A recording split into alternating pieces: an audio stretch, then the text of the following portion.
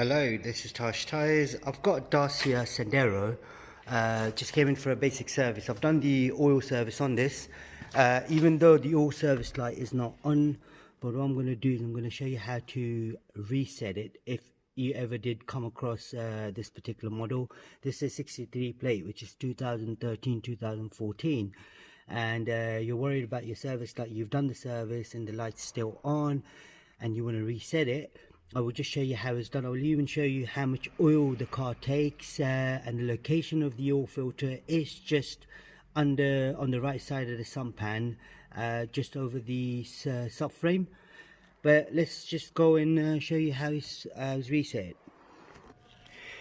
Right, I've got the model details already up. This takes 4 litres of engine oil, and these are the oil grades right there, and the specs as well, A3B5. Now to reset the service light, all I then go and click on service indicator. This is it.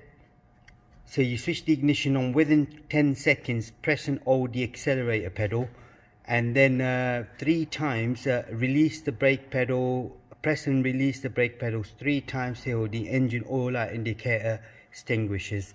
This one hasn't got it on, but we'll still try and reset it.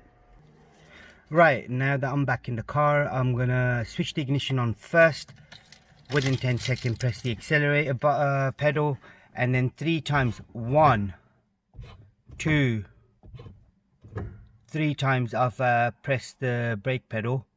Now this one, nothing come up, so obviously the service is not due yet, so that's the reason it may not come up.